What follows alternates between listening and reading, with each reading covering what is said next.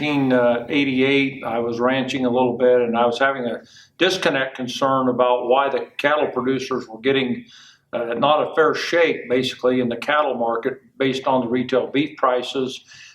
We at one time, I had sold calves for about 27 cents a pound.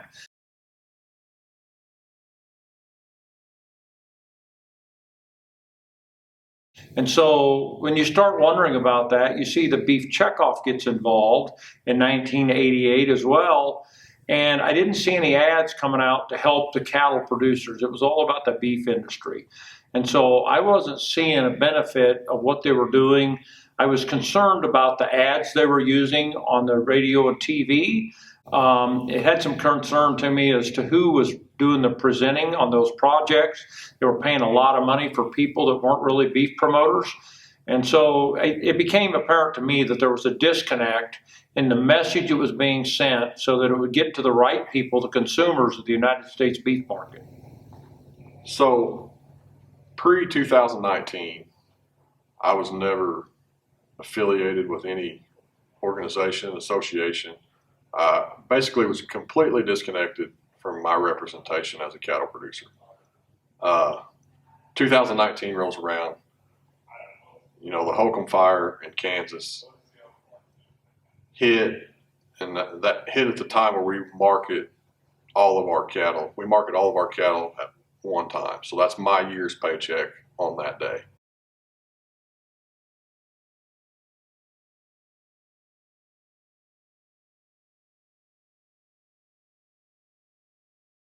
And so the Holcomb fire hits, tanks the market, cost me, you know, some serious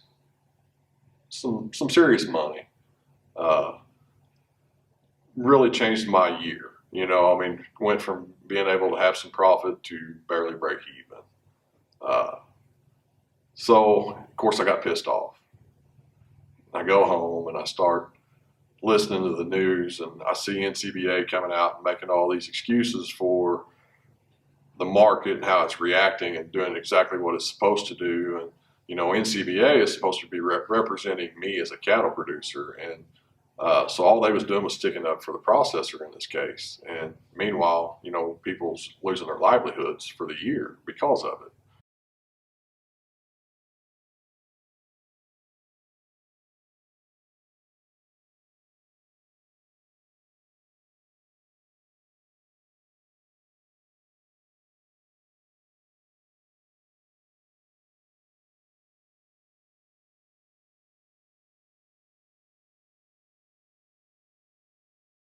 So I start digging into it and, you know, just combing for information and listening to different people and social media and finding things on Google and articles. And so I start digging into NCBA and trying to figure out who they are, you know, what they're about and how they receive their funding.